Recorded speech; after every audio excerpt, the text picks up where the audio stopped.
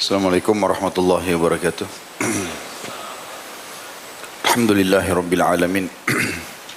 Selalu kita memuja Tuhan alam semesta, Allah Subhanahu wa taala, zat yang paling layak untuk disembah, dicintai, ditunduki dan juga ditakuti.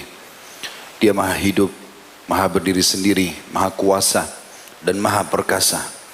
Dia telah menyiapkan segala kebutuhan makhluk di muka bumi dari makanan, minuman, api, udara, air dan segala sesuatunya. Dan dia memerintahkan kita untuk menggunakannya sebagai fasilitas beribadah kepadanya.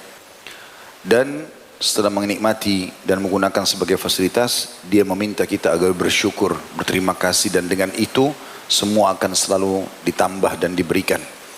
Dan rangkuman kalimat syukur ini Allah Subhanahu wa taala jadikan di sebuah kalimat yang semua orang bisa mengucapkannya, yaitu alhamdulillah. Maka jadilah orang yang selalu bersyukur dalam setiap keadaan. Selanjutnya kita panjatkan salawat dan taslim, salam hormat kita kepada utusan Sang Pencipta Allah yang telah membawa kepada kita hukum halal haramnya Allah, dan juga mengucapkan salam hormat kepadanya adalah ibadah, di mana itu merupakan perintah dari Allah Subhanahu wa taala dan akan dibalas 1 kali salam dengan 10 kali tambahan rahmat. Maka sebagai orang yang beriman dan pengikut yang setia, kita selalu mengucapkan salawat dan taslim kepada Nabi besar Muhammad sallallahu alaihi wasallam. Melanjutkan pada buku kita, Kitab Bulughul Maram. Semoga Allah berkahi dan mudahkan insyaallah. Kita sudah menyelesaikan akhlak yang buruk sampai situ ya. Sekarang masuk akhlak yang baik. Betul kan? Tentu saja semoga Allah SWT selamatkan kita dari segala macam akhlak yang buruk, dari ghibah, fitnah, menghina, dan segala macam hal yang sudah kita bahas. Dan semoga Allah Subhanahu wa taala memudahkan kita berakhlak yang baik, sebagaimana akan kita bahas insyaallah rincian daripada akhlak-akhlak yang baik pada siang ini. Bermula Ibnu Hajar mengangkat sebuah hadis yang mulia di bab anjuran berakhlak mulia ini, nomor 1310 dari Ibnu Mas'ud radhiyallahu anhu. Beliau berkata, Rasulullah sallallahu alaihi wasallam bersabda, "Alaikum bis-sidq, fa inna as-sidqa yahdi ilal birr, wa innal birra yahdi ilal jannah, wa ma yazalu ar-rajulu yasduqu wa yataharra as-sidqa hatta yuktaba 'inda Allahi siddiqa, wa iyyakum wal kadhib, fa innal kadhiba yahdi ilal fujur, wa innal fujura yahdi ilal nar. Wa ma yazalu ar-rajulu yakdhibu wa yataharra al-kadhiba hatta yuktaba 'inda Allahi kadzdzaba." Berpegang teguhlah kalian, kata Nabi SAW, kepada kejujuran. Karena sesungguhnya kejujuran itu menunjukkan kepada kebaikan. Dan sesungguhnya kebaikan itu pasti menunjukkan kepada surga. Dan selama seseorang itu selalu jujur dan berusaha keras untuk jujur, hingga akhirnya dia pun ditetapkan di sisi Allah sebagai seorang yang jujur atau siddiq. Dan jauhilah sikap dusta, karena sungguhnya dusta itu menunjukkan kepada kekejian, dan sungguhnya kekejian itu menunjukkan kepada neraka. Dan selama seseorang itu selalu berdusta dan berusaha keras untuk berdusta, hingga akhirnya dia pun ditetapkan di sisi Allah sebagai seorang pendusta. Hadis ini riwayat Bukhari jilid 8 halaman 30 dan Imam Muslim jilid 4 halaman 2013, dan lafaz ini adalah lafaz milik Imam Muslim. Akhlak mulia pertama yang diangkat oleh Ibnu Hajar rahimahullah dalam buku beliau ini adalah kejujuran. Bagaimana ini harus menjadi sebuah simbol setiap muslim. Masa lalu yang telah berlalu dari sifat lawan dari kejujuran, berdusta, merekayasa data, manipulasi, sudah habis, kubur semuanya. Hari ini ke depan yang kita inginkan itu, karena kita pelajari mulai siang ini dengan berharap ini Allah berkahi, jujur ke depannya. Jujur itu akan memudahkan semua urusan. Awalnya untuk diucapkan pahit, tetapi pada saat sudah terucapkan, maka akan clear semua permasalahan. Walaupun berat akibat dari perbuatan kita. Karena dengan kita jujur, maka secara otomatis permasalahan itu selesai sampai di situ. Tidak berkembang lagi. Berbeda dengan bohong. Misal seseorang melakukan satu perbuatan, lalu ditanya, kau lakukan? Iya. Pahit memang. Tapi dia lakukan iya. Selesai. Masalah itu selesai di situ. Tidak akan berkembang lagi. Karena kita sudah jujur. Tinggal konsekuensinya apa? Oke. Dan kita perbaiki ke depan. Tapi kalau orang bohong, maka secara otomatis Setiap kali ada orang tanya kasus yang sama, dia akan berbohong lagi. Dan tidak akan pernah menyelesaikan masalah. Bahkan sebaliknya, makin sering bohong itu bertumpuk sampai nanti akhirnya dia menjadi sebuah kebiasaan. Dan pada saat itu sudah sulit dia untuk meninggalkan. Oleh karena itu teman-teman, akhlak mulia yang pertama, dan ini adalah yang dicontohkan oleh baginda Nabi SAW. Beliau sangat jujur. Saking jujurnya, sampai satu kota Mekah semua sepakat diberikan julukan Al-Amin. Serentak mereka berkata pada saat mereka berebut untuk meletakkan Hajar Aswad. Waktu itu kebetulan Ka'bah direnovasi di zaman Nabi SAW sebelum dirobatkan jadi Nabi. Setelah selesai renovasi, ternyata mereka berselisih pendapat semua suku-suku Quraisy siapa yang meletakkan kembali Hajar Aswad pada tempatnya. Pada saat itu akhirnya datanglah suku-suku tertentu yang menyembelih hewan, lalu meletakkan darah hewan itu di ember, lalu mencelupkan tangan mereka sambil mengatakan kalau ada yang meletakkan Hajar Aswad selain kami, maka akan terjadi pertumpahan darah. Karena melihat perbuatan itu, maka suku-suku yang lain melakukan hal yang sama. Ada yang menyembelih kambing langsung, menyembelih unta, darahnya ditaruh di wadah, mereka pun celupin tangan, angkat tangan semuanya sambil mengatakan kalau ada yang meletakkan Hajar Aswad selain kami, terjadi perumpahan darah. Hampir semua suku Quraisy, puluhan jumlahnya, semua melakukan hal yang sama. Maka pada saat itu ada seseorang yang dewasa dan bijak mengatakan, kalau kalian saling bunuh-membunuh hanya karena kasus ini, bagaimana nasib ya, nasib penduduk Mekah? Punah Quraisy, mungkin tidak ada yang hidup lagi, biar satu. Lalu apa solusinya? Kita berhukum. Apa hukumnya? Datanglah mereka kepada seorang yang dituakan waktu itu dari orang Arab. Kira-kira apa solusinya ini? Maka tiba-tiba keluar ide saja pada saat itu. Kita berhukum dengan siapa yang pertama masuk dari pintu Bani Syaibah, pintu utamanya Mekah, maka dia yang berhukum, dia yang menghakimi kita. Keputusannya kita harus dengar semua. Maka semua mata suku ini, ribuan orang menuju ke pintu gerbang Mekah. Ini sebenarnya cuma tebak-tebak. Tapi kuasa Allah SWT yang masuk pertama kali adalah Nabi SAW. Waktu itu Nabi belum jadi Nabi. Belum jadi Nabi. Maka pada saat mereka melihat Nabi SAW, serentak semuanya ribuan orang mengatakan, As-sadiqul amin, as-sadiqul amin radina. Orang yang jujur dan terpercaya, orang yang jujur dan terpercaya, kami semua ridho. Langsung spontan menerima keputusan Nabi SAW. Karena beliau dikenal tidak pernah dusta sama sekali. Waktu Nabi SAW diperintahkan, tentu ini ada kisah lanjutannya tentang masalah beliau mengangkat Hajar Aswad dengan para pimpinan suku. Itu saya tidak bahas karena kita mau ambil saksi bahasannya. Waktu Nabi SAW diperintahkan oleh Allah SWT untuk mengumandangkan dakwah secara terang-terangan setelah dakwah sembunyi-sembunyi, sekarang Allah SWT mengatakan fasda' bima tu'mar wa'arid anil musyrikin wa'arid anil jahilin. Jadi artinya fasda' bima tu'mar, iklankan apa yang kau harus sampaikan hai Muhammad. Terang-terangan sekarang dakwah. Maka Nabi SAW naik ke Bukit Abi Kubais, tempat iklannya masyarakat Mekah. Begitu mereka lihat Nabi SAW, mereka kumpul semua. Kata Nabi SAW, wahai Quraisy, kalau seandainya saya mengatakan di belakang gunung ini, dekat pintu gerbang Mekah, ada sekarang ini pasukan besar yang akan menyerang Mekah. Apa kalian percaya apa yang saya sampaikan? Kata mereka, tentu saja. Karena serentak orang Mekah bilang begitu. Kami belum pernah menemukan kamu bohong sekalipun. Sekali saja, biar bercanda gak pernah bohong Nabi SAW. Itu luar biasa. Semua orang Mekah berikan kesaksian. Kalau ada orang yang percaya sama kita, sekeluarga, 10 orang, 20 orang, satu perusahaan. Belum tentu semua orang percaya kita, karena belum tentu juga orang kenal. Tapi satu kota semua memberikan kesaksian itu luar biasa. Mereka mengatakan tentu saja. Karena kami belum pernah menemukan kau dusta sekalipun. Maka Nabi SAW mengatakan, ketahuilah di antara dua tanganku ada azab Allah yang pedih. Aku utusannya, berimanlah pada risalahku. Jadi ada kesaksian masalah itu.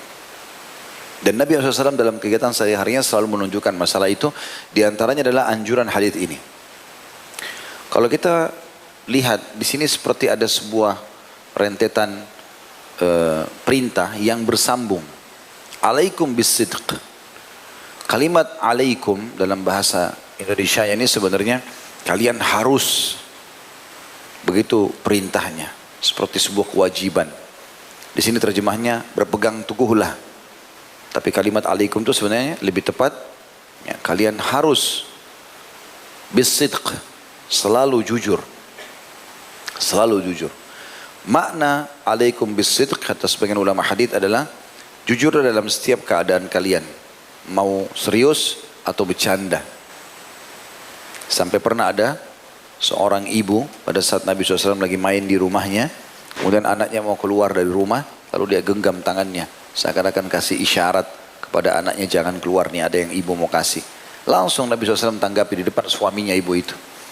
Kalau seandainya di tanganmu tidak ada sesuatu yang sudah kau niatkan untuk berikan kepada anakmu, kau akan dicatat oleh Allah seorang pendusta. Ya, saking pekanya masalah dusta ini teman-teman sekalian, walaupun kita merasa tidak enak sama orang, misalnya kita lagi lapar, ditanya, kamu lapar gak? Karena kita gak enak, kita bilang enggak. Padahal sebenarnya lapar, udah dusta. Kalau ini gampang untuk melakukan. Nah, karena kebetulan lapar, ya memang saya lapar. Tapi ada orang biasa begitu, sampai hal yang seperti ini pun mereka dusta, nggak boleh. Gitu kan? Ditanya kadang-kadang umurnya, malu, supaya dikira atau dikira nanti orang tua, nggak mau sebutin umurnya, atau sengaja diperkecil. Untuk apa? Untuk kejar pujian orang sepanjang lidahnya, nggak ada boleh. Gitu kan? Atau ditanya sudah menikah, tapi dia bohong bilang belum. Nah. Kenapa antum ketawa? Sering. Contoh saja. Lalu Nabi SAW menyampaikan rentetannya. Kalau kalian jujur, fa inna sidqa yahdi ilal bir. Pasti akan membawa kepada kebajikan. Mana kebajikan juga adalah selain pahala, kebahagiaan, ketentraman, kepercayaan orang. Masuk semua dalam masalah itu. Jujur akan mendatangkan itu semua. Nah, orang kalau jujur, kalau dia ngomong kita enak dengarnya. Karena semua apa yang dia ucapkan sekali saja kita sudah percaya. Ya. Salah satu ciri orang jujur tidak suka bersumpah. Kalau orang sedikit-sedikit saja, sudah makan belum? Demi Allah sudah. Apa hubungannya makan dengan sumpah? Gak ada hubungannya sama sekali. Tapi ada orang begitu. Semua diikuti dengan sumpah. Padahal sebenarnya tidak perlu. Kalau orang sedikit-sedikit sumpah, ini cenderung kepada kedustaan. Orang jujur dia nggak butuh sumpah. Sumpah itu darurat sekali. Kalau sudah perlu sekali baru. Sumpah di pengadilan, sumpah sesuatu yang penting mungkin. Atau tuduhan yang memang dia harus bantah. Ya, dibutuhkan sumpah mungkin. Maka akan membawa kepada kebaikan, maksudnya adalah pahala, ya, kepercayaan orang, kemakmuran, ketentraman hati, dan seterusnya. Dan sungguhnya kebaikan itu, pahala dan juga kepercayaan orang dan segala macam tadi itu akan menunjukkan kepada surga.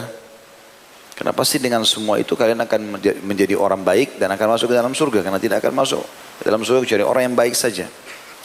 Dan selama seseorang itu selalu jujur serta berusaha keras untuk jujur, pasti ada gejolak dalam jiwa kita.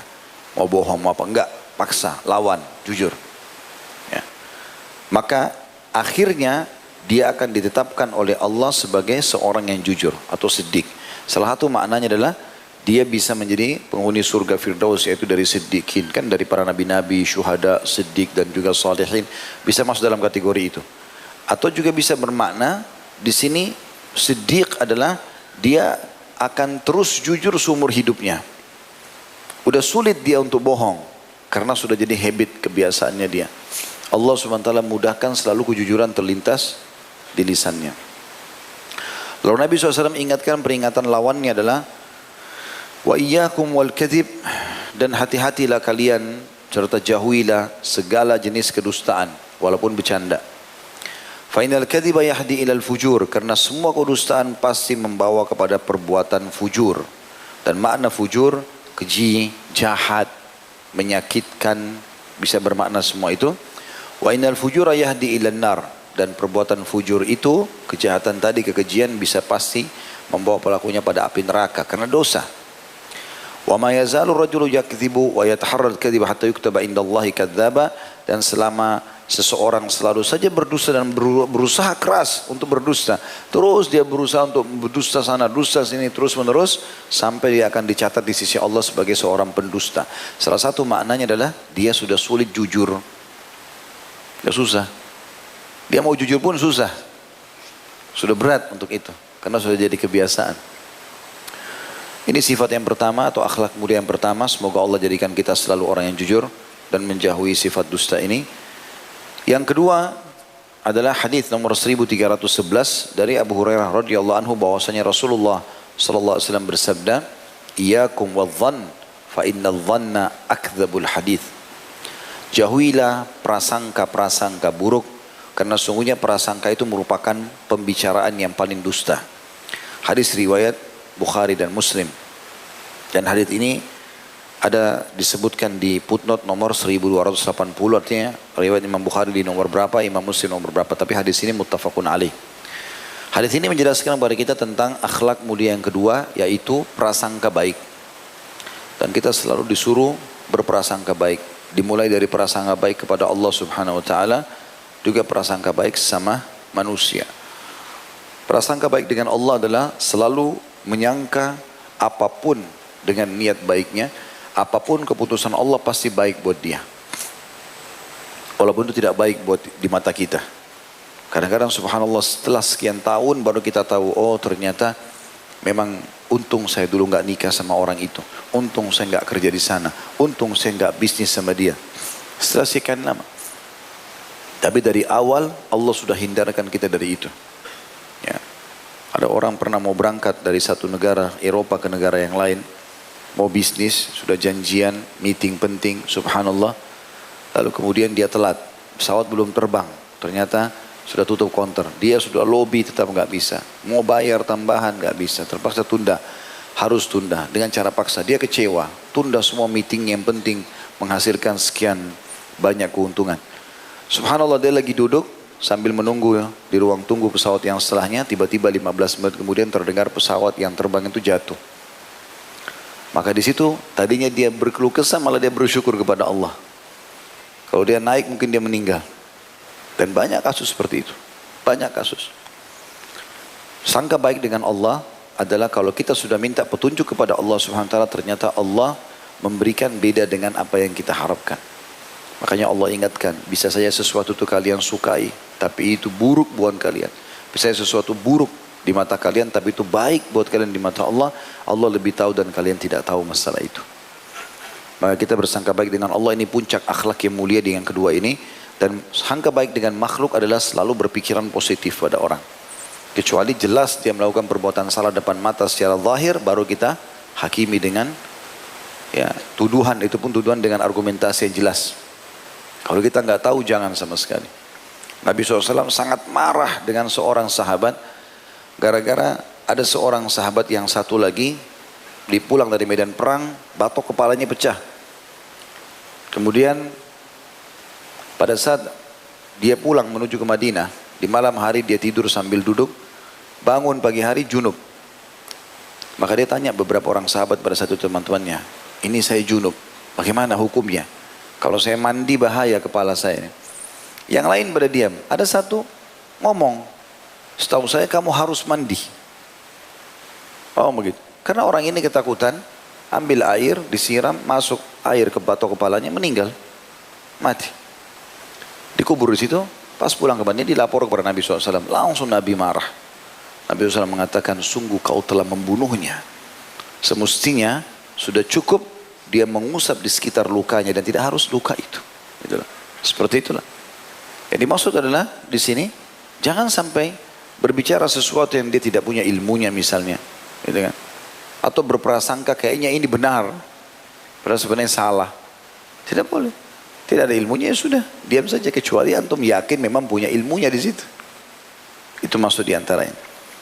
Begitu juga dengan prasangka pada pasangan. Kalau kita berumah tangga, ini sangat penting melanggengkan rumah tangga dengan saling berprasangka baik.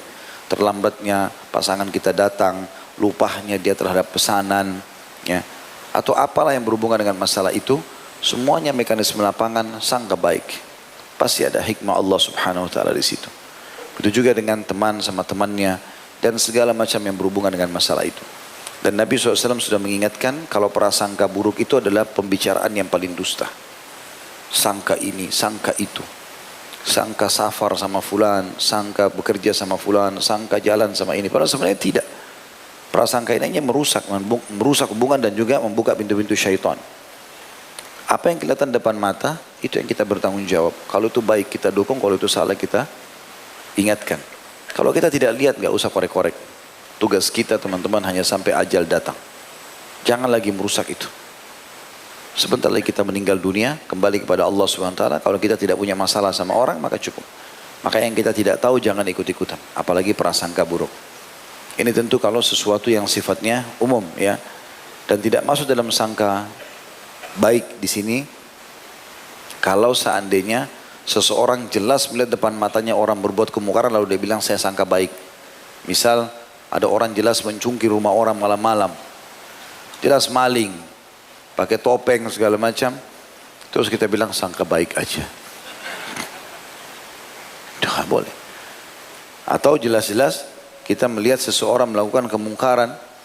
Jelas ya. Kita tahu misalnya ini bukan istrinya atau bukan suaminya.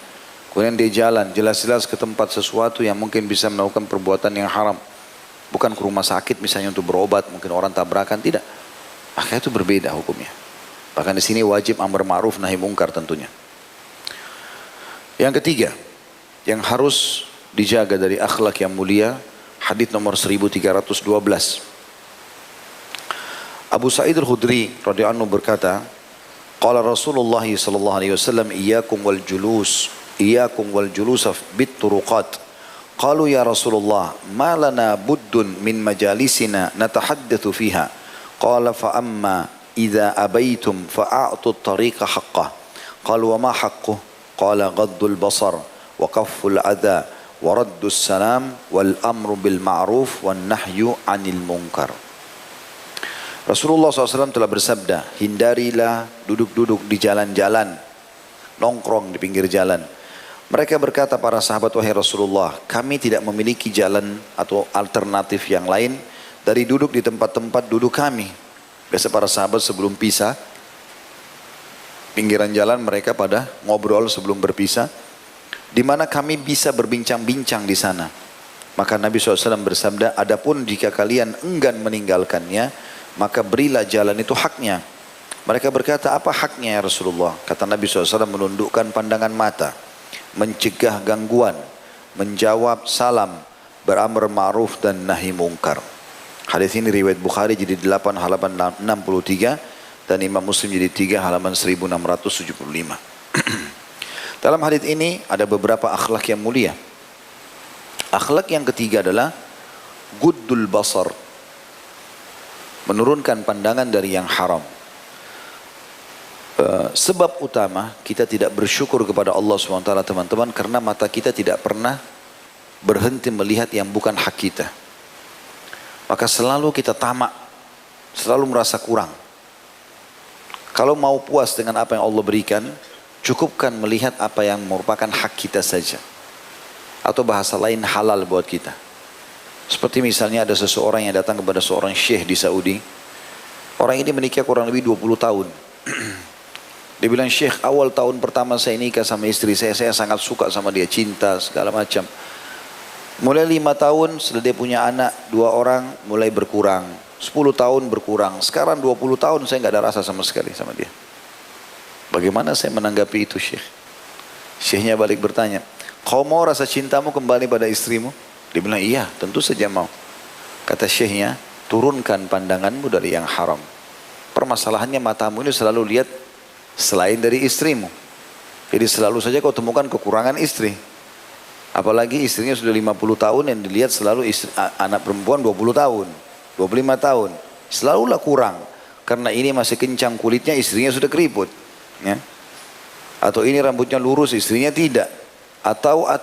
Gitu. Sampai ulama mengatakan salah satu hikmah daripada hijab syar'i termasuk masalah cadar adalah menghilangkan kejenuhan dalam rumah tangga. Dan kapan seseorang atau masyarakat itu komunitasnya semuanya tutup aurat, maka akan lebih membuat komunitas masyarakat itu sendiri puas dengan apa yang Allah berikan. Kayak orang di Saudi misalnya jalan, saya tidak tahu ada perubahan apa kalau di zaman sekarang, tapi zaman kami dulu masih di sana, itu memang kita jalan di mana-mana orang semua bercadar perempuannya. Sehingga memang tidak terbuka fitnah untuk itu. Orang-orang juga para suami mereka pada saat jalan tidak biasa lihat perempuan. Yang dilihat memang ya pulang ya cuma istrinya saja. Itu malah membuat hati mereka jauh lebih tenang dan tentram. Ini juga bukan cuma pasangan, misal kendaraan. Kalau antum dikasih oleh Allah motor, antum jalan dengan motor itu jalan bismillah. Jalan. Ada yang kebetulan terlihat depan mata antum. Kalau tidak, di parkiran pas parkir lihat dulu ini motor lebih baru. Ini motor sudah, oh ini helmnya bagus. Oh ini, selalu lihat punya orang. Akhirnya kita tidak pernah bersyukur. Selalu merasa kurang. Mau taruh sendal di titipan, lihat semua sendalnya orang. Mana yang lebih bagus daripada dia? Baik kalau niatnya nggak mau mencuri, gitu kan. Dan seterusnya, maka tidak pernah bersyukur kepada Allah SWT. Jadi salah satu yang membuat orang bisa bersyukur, dan ini akhlak mulia, selalu turunkan pandangan mata dari sesuatu yang bukan hak kita. Akhlak yang keempat adalah mencegah gangguan. Ya. Yang dimaksud dengan kaful adha, tidak mengganggu orang lain. Ini termasuk akhlak yang mulia yang keempat, tidak pernah mengganggu orang lain. Jangan masuk ke zona yang bukan zona antum sudah. Bukan urusan antum, jangan dicampuri. Kecuali jelas depan mata kemungkaran, baru kemudian kita ikuti. Tapi mencampuri yang bukan urusan kita, itu sama sekali bukan akhlak yang mulia. Jadi termasuk akhlak yang mulia justru ya, mencegah gangguan. Artinya jangan sampai kita mengganggu orang lain. Sampai kata Nabi SAW, Al-Muslimu man salim al-muslimuna min lisani wa yadi. Orang muslim yang sebenarnya, ya, yang bisa dikatakan berikan predikat Islam padanya adalah yang bisa menyelamatkan bahaya lisan dan tangannya ya, orang lain. Maksudnya orang lain tidak kena bahaya lisan dan tangan dia. Jadi dia bisa mengontrol itu. Memberhentikan gangguan. Apapun yang kira-kira mengganggu orang lain jangan dilakukan. Apakah intonasi suara yang tinggi, apakah sengaja merebut jalan orang lain, apakah ugal-ugalan, semua tidak boleh. Itu yang keempat. Yang kelima, menjawab salam. Digabungkan dalam hadis ini. Kita sudah pernah jelaskan kalau mengucapkan salam hukumnya sunnah, tapi kalau menjawab salam hukumnya wajib. Termasuk akhlak yang mulia adalah menjawab salam dari orang yang dikenal dan tidak dikenal. Selanjutnya adalah beramar ma'ruf dan nahi mungkar. Ini juga akhlak tersendiri. Akhlak yang keberapa nih? Yang keenam ya. Ya. Adalah beramar ma'ruf dan bernahi mungkar. Dan kita sudah pernah jelaskan ma'ruf adalah semua yang Allah anggap baik atau nyatakan baik, maka namanya ma'ruf. Amar ma'ruf berarti menyuruh kepada semua yang Allah perintahkan yang baik. Dan nahi artinya melarang, mungkar semua yang Allah larang. Kita melarang kemungkaran. Ini juga akhlak yang mulia yang sangat jelas yang sudah diperintahkan dalam syariat Allah Subhanahu wa taala.